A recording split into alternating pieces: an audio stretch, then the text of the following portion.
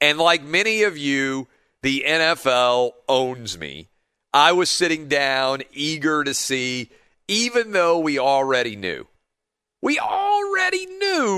exactly who your favorite team was playing. We didn't know the order in which they were going to be playing. And I got to be honest with you. The NFL, I believe, put together a week 1 schedule. I think 16 games they put out there. I think that 15 of them are already electric. Man, I can't wait to see what's going to happen in this game. And even the 16th, just kind of letting you know the game that's the worst. I think the worst game of the opening weekend is the Jags on the road against the Texans. And there's certainly a lot of sexy storylines with the Jags, with Trevor Lawrence, Urban Meyer back, Tim Tebow may be on this team. We talked about that a little bit in the first hour. But the Texans are just so god-awful. I'm sorry, Houston Texans fans. But I can't get excited about a team that's going to roll out Tyrod Taylor and Davis Mills as their 1-2 options at quarterback. Just not going to buy into it at all. And so as you look at every other game, I was thinking to myself, you know what? What are the 5 best games in my mind? If I had to rank, if I could only, I'm going to end up watching, truth be told, giving you a little bit of a preview of what I'm going to be doing in September.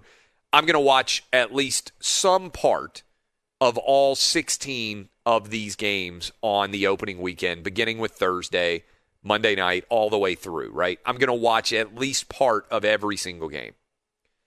What are the 5 best?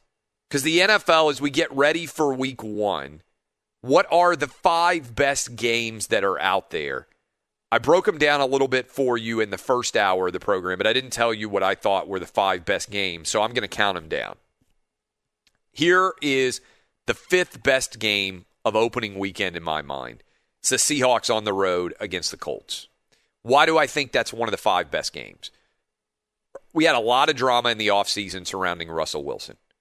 Seems like the Seattle Seahawks and Russell Wilson are back in a decent space for the two of them.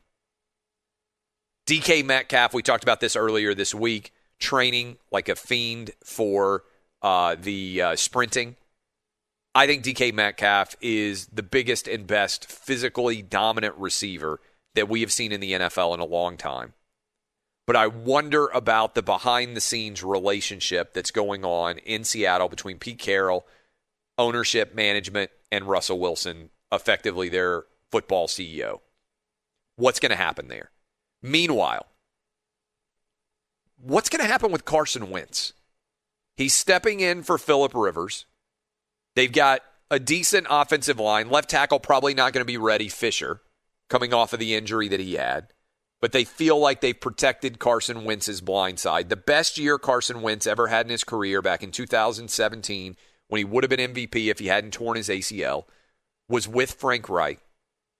Is Carson Wentz going to step in beginning in week 1 with the Indianapolis Colts and not miss a beat and demonstrate that he is the Carson Wentz who got the $100 million contract?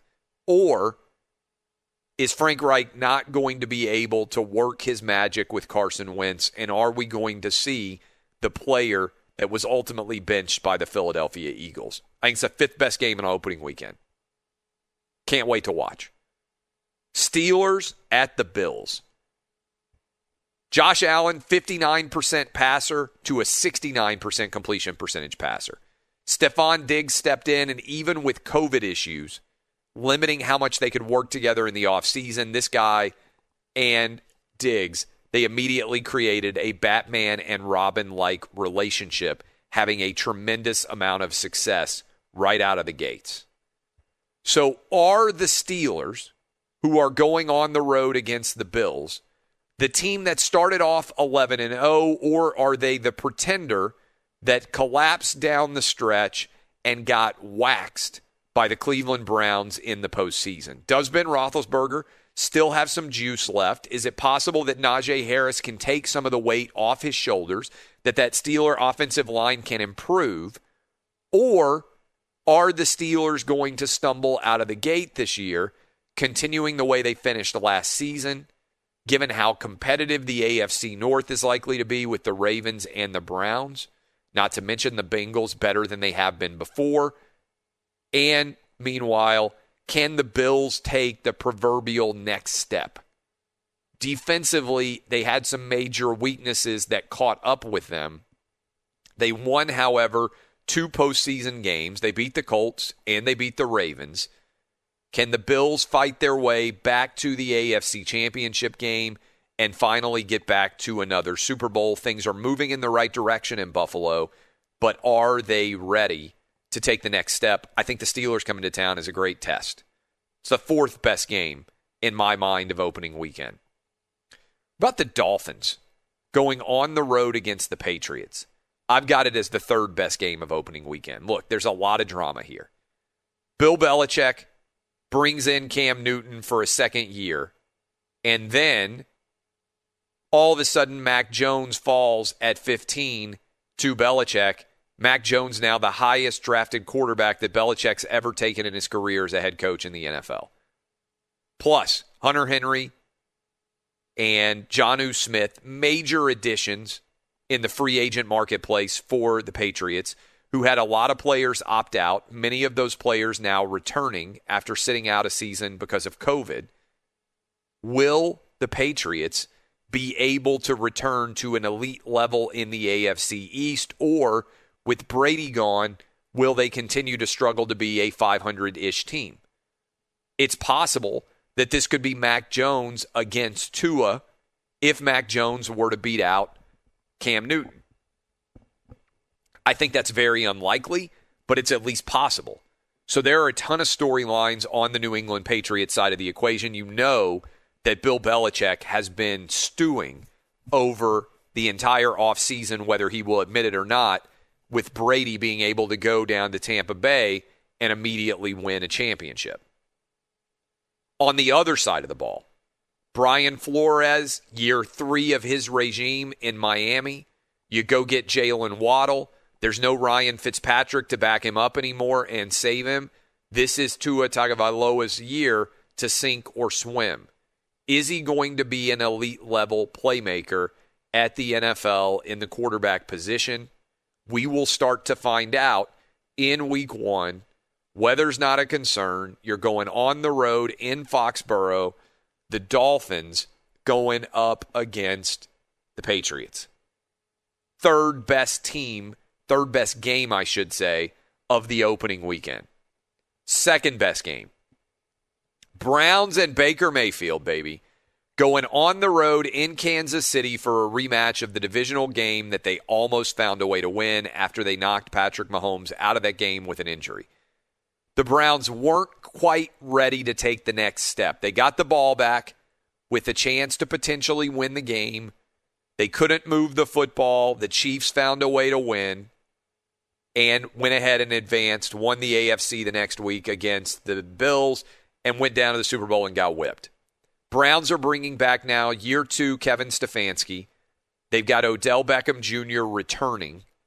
How much more explosive could this offense be? Does Jadeveon Clowney have anything left in the tank, pairing him on the other side of the line from Myles Garrett? This is a team in the Browns with reason for lots of optimism. On the other side of the ball, Kansas City Chiefs, best quarterback in the NFL. But Patrick Mahomes took a beating a bit, certainly in the Super Bowl, over the course of the year.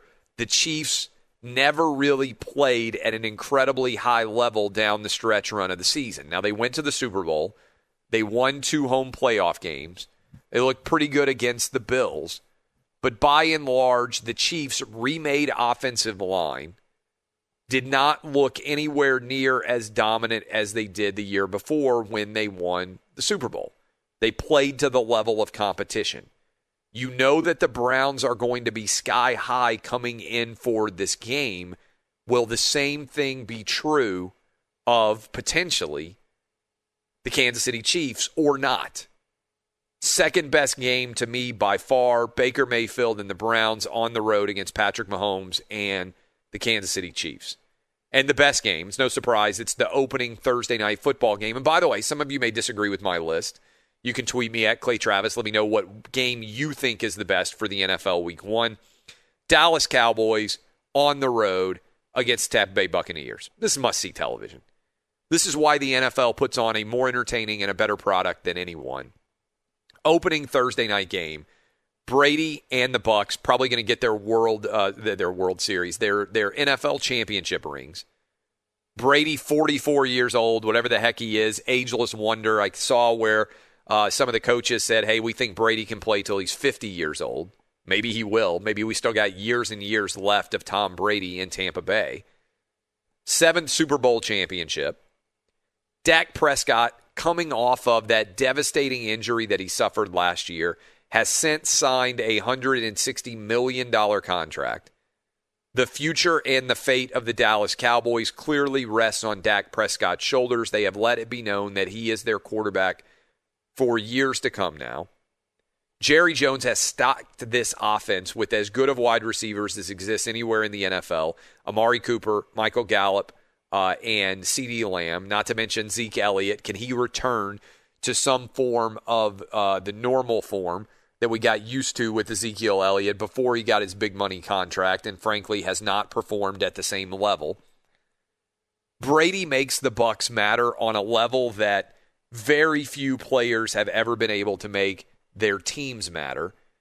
And already defending champion, I cannot wait to see what is going to happen in that game down in Tampa. My 5 biggest and best games as you break down the overall lineup. Dallas, Tampa Bay is the best. Browns, Chiefs, the second best. Dolphins, Patriots, the third best. Steelers, Bills, the fourth best. And Seattle on the road against Indianapolis is the 5th best game.